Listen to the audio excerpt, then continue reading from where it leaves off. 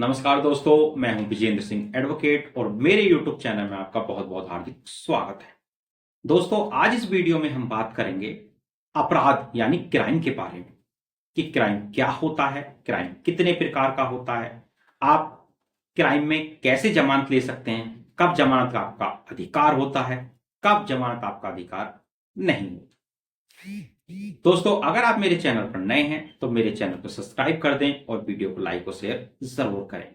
दोस्तों, आपके एक सब्सक्राइब से हमें मोटिवेशन मिलता रहता है और लगातार हम आपके लिए कानून की नई नई वीडियो दोस्तों लाते रहते हैं।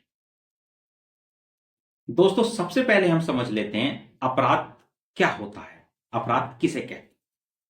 दोस्तों, साधारण सी भाषा में कह सकते हैं दोस्तों कि समाज के विरुद्ध किया गया ऐसा कोई भी कार्य जो भारतीय विधि या भारतीय कानून के तहत अपराध घोषित किया गया है या अपराध की श्रेणी में आता है, उसे अपराध यानी क्राइम कहते हैं।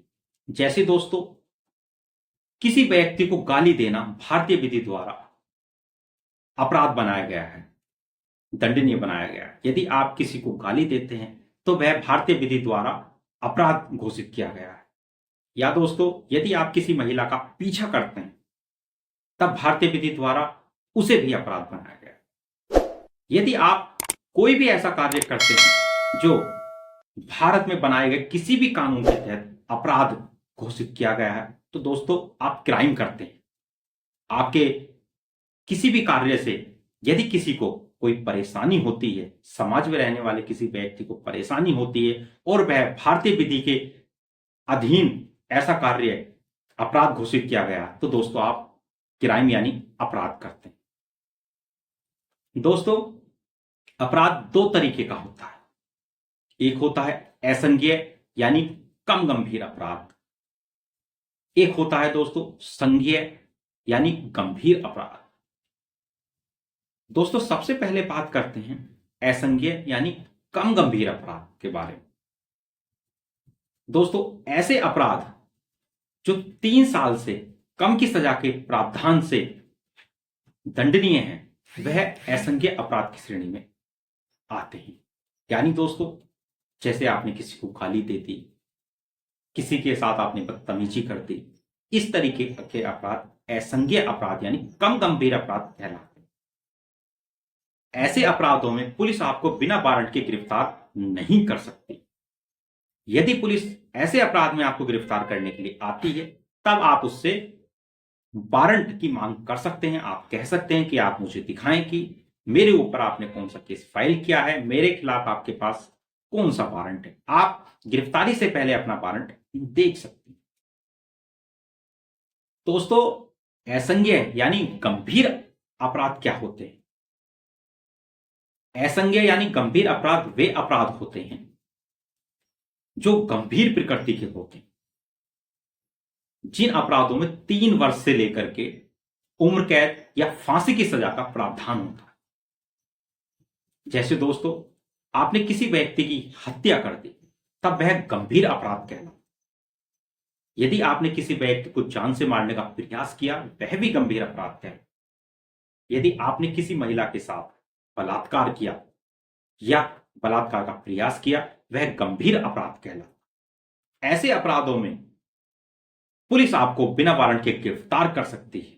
आपको वारंट नहीं दिखाएगी, तत्काल आपको गिरफ्तार कर लेगी। आपको भी ऐसे अपराधों में कोई अधिकार प्राप्त नहीं है कि आप पुलिस से वारंट की मांग कर सकें। दोस्तों, ऐसे अपराधों में पुलिस आपको गिरफ्तार करके तत्काल जेल भेज सकती है। लेकिन दोस्तों, जो असंज्ञेय अपराध होते हैं, कम गंभीर अपराध होते हैं, उनमें पुलिस आपको मुचलकों पर या थाने से जमानत देकर के छोड़ सकती है, आपको गिरफ्तार नहीं करेगी। बिना वारंट के तो दोस्तों आपको ऐसे अपराधों में गिरफ्तार नहीं करेगी। अब दोस्तों बात करते हैं संज्ञेय यानी कम गंभीर अपराधों में जमानत का क्या प्रावधान है। दोस्तों, असंज्ञेय यानी कम गंभीर अपराधों में जमानत आपका एक अधिकार है।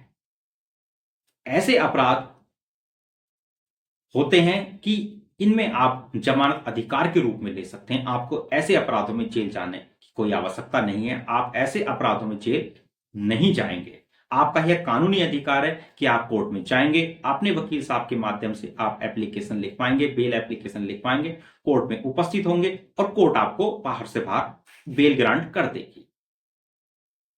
वहीं दोस्तों, संज्ञेय यानी गंभीर अपराधों में जमानत लेना आपका अधिकार नहीं। ऐसे अपराधों में जज का एक विवेक होता है कि आपको जमानत दी जाए या ना दी जाए। ऐसे अपराधों में आपको जेल जाना पड़ता है, आपकी जमानत बाहर से बाहर नहीं होती, आपको काफी लंबे लंबे समय तक जेल में रहना पड़ सकता है। क्योंकि दोस्तों, ऐसे अपराध बहुत ही गंभीर प्रकृति के अपराध होते हैं। ऐसे अपराधों में मजिस्ट्रेट यानी जज है, वह भी जमानत देते हुए काफी सोच विचार करते हैं कि ऐसे व्यक्ति को तो जमानत दी जाए या ना दी जाए। ऐसे अपराधों में जमानत खारिज करने की संभावना काफी ज्यादा रहती है।